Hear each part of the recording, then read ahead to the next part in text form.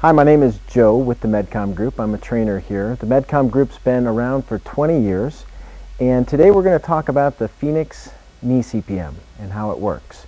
You're going to receive this machine in the box. We're going to go through a brief description of how to get it out of the box, unpack it, get it so it looks like this. Then we're going to show you how to use it, and after we do that, we're going to show you some pearls as far as what makes it work best, and then we'll show you how to put it back into the box so you can ship it back to Medcom. Let's talk about the benefits of the CPM machine.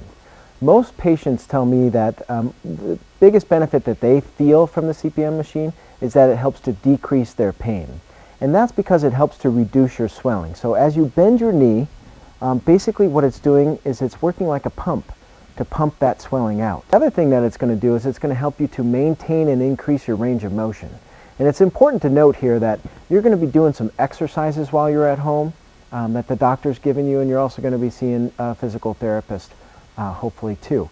So what this machine will do is it will help to maintain that range of motion that your physical therapist gets and or your exercises that you're doing at home.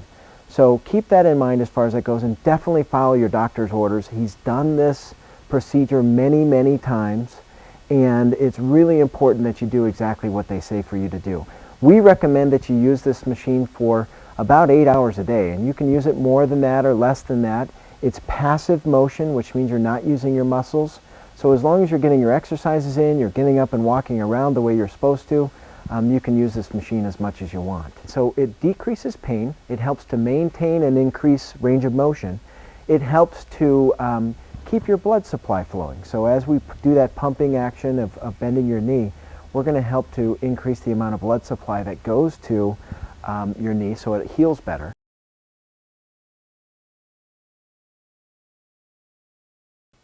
Now that you have your CPM machine, now that it's arrived from Medcom, go ahead and open up the box. I like to use a razor blade knife. You can use just a household knife just to cut the tape open.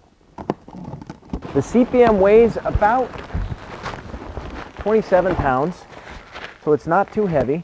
I'm going to move this box out of the way.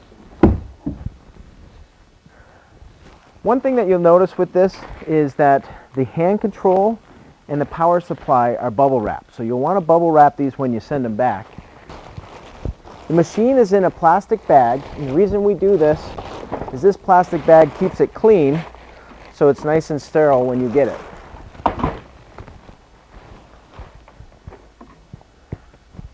You're going to find a few envelopes in your bag. One is going to contain some parts. We're going to need these parts to put onto the machine. Another envelope is going to contain your prepaid shipping label and instructions. This is so you can get the machine back to Medcom without having to pay anything to do that. So keep good track of this. The other piece is your operator's manual and the instructional DVD that you're currently watching. So make sure you take this out and put this DVD in. And of course, refer back to those operating instructions if you have any questions. You get two knobs in this bag right here.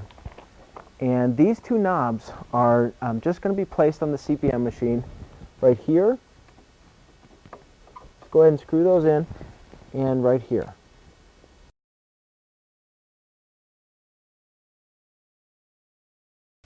Let's talk about the different components of the Phoenix knee CPM. You of course have a power supply that gets plugged into the wall. You'll also have a hand control. This hand control we'll talk about more in a future chapter of this video.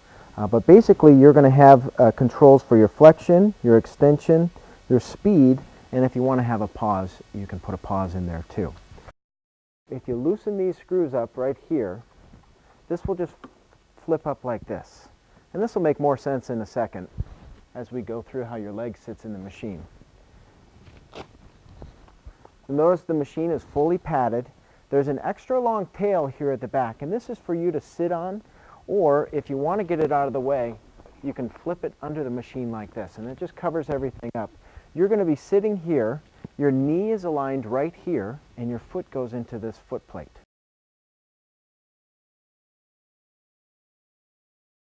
There's 4 adjustment points that you'll need to keep track of. One is where you put these knobs in at the front. That's going to adjust this bar, which is going to come forward like that. This is basically designed so that if you're in your bed or in your couch, you can elongate this bar so that it hits the end of your bed, so that the machine is real stable. It's not going to go forward on you down towards the end of the bed. And you may find that you don't need to use this adjustment, but realize if the machine starts to move away from you when you get into those bigger angles of flexion, that component of this machine is here. The next part that you may need to adjust is your foot plate. And you've already played with the foot plate a little bit, but keep in mind that you can adjust the foot plate down here or way up here so it's exactly vertical. So I like to keep mine like this, so I'm going to put it there and then tighten the knobs. The next point that adjusts is this lower section for your lower leg. So your knee is going to be here and your foot of course here. So remember that your leg is going to be lifted by where this pad kit sits, not by where the foot plate is. So you'll loosen these two knobs here, and you'll see that this will telescope out like this, in and out. So in doing that, just get it so that you have that finger's width worth of room, and then tighten it up, and the lower section will be set. The next section to adjust is your upper leg or your femur length. So we've taken the pad kit off of this machine to explain the femur length adjustment a little bit further. Basically here we want to loosen these screws, and remember the femur length is the length of your upper leg. So we're going to lengthen this. If you're a really tall person, if you see right here, this is where it telescopes in and out to become longer and shorter. Basically, if you're a really tall person, you're going to want to lengthen this as far out as you can go. Okay? And that's going to be for somebody with a tall leg. If you have a medium-sized leg, just do about halfway in between. And it's definitely important that you get these lengths even from here to here and here to here. Your machine will work much better if you do it that way. Then if you have a really short leg, go ahead and just scrunch it down as far as it'll go, and then tighten these up. And that way your leg will fit in there just right.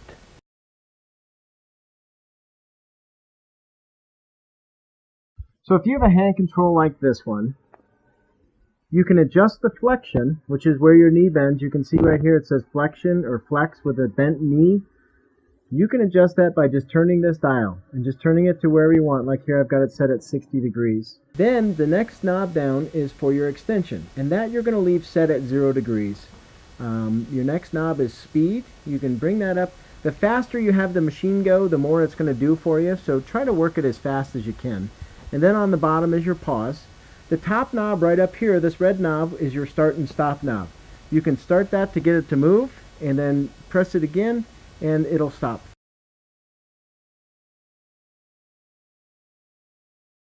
So first thing you'll notice when you have your leg in the machine is that your knee needs to be even with where the knee hinge is.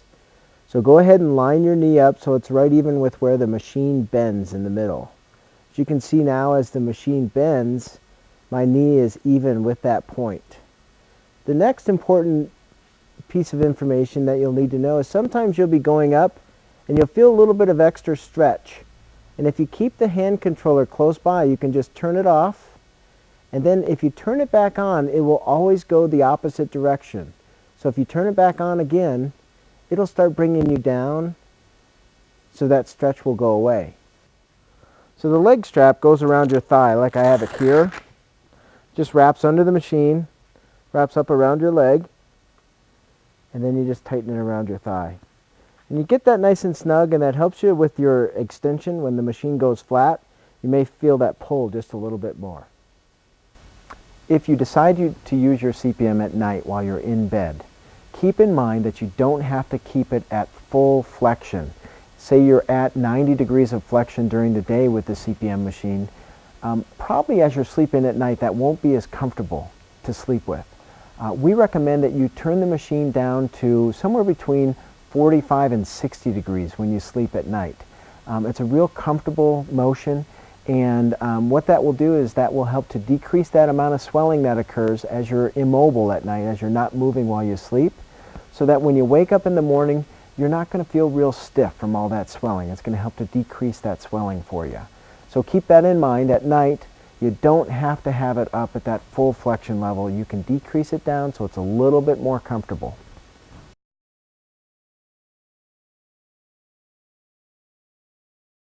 So it's time to ship your CPM back.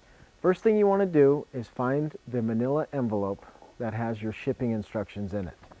Take those shipping instructions out and you'll follow them as far as getting the machine packed up. The other thing that's in your envelope is your return label. This is very important. You're going to attach this to the machine, to the box, and call FedEx to come pick up the box. So we'll put this aside for now.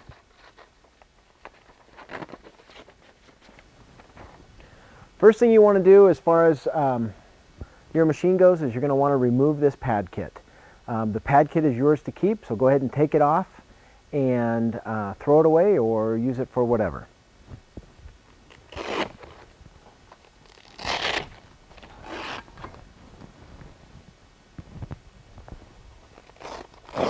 Pad kit comes off real easy. Just start undoing the Velcro from one end and then slowly peel it up as you go.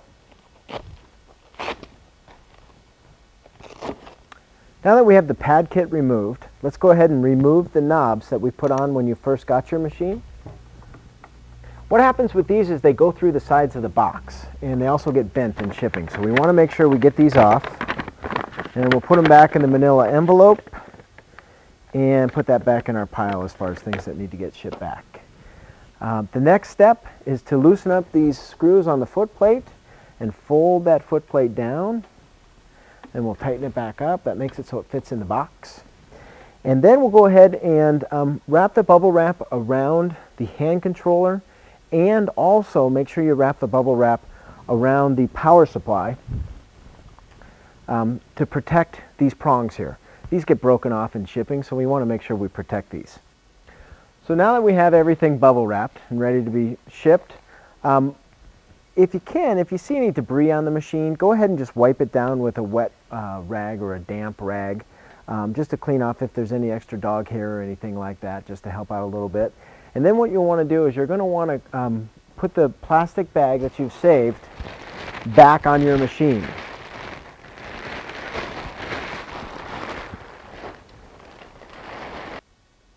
So now that you have the machine bagged and ready to go, you're going to go ahead and put it in the box.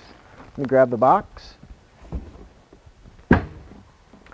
So just go ahead and lift it up and put it down in the box. Okay, so let's make sure we get everything put back into the box that needs to go in there. We've got the CPM machine in there. It's bagged in that original bag. If you've lost that bag, just put the CPM machine in there. It'll be okay without the bag. Then you want to put your knobs back in the box, the operator's manual, and a copy of this DVD that you're watching right now. And then also, go ahead and put the old envelope in for the shipping instructions. Make sure you have that shipping label out though, because you're going to need to put that on the outside of your box.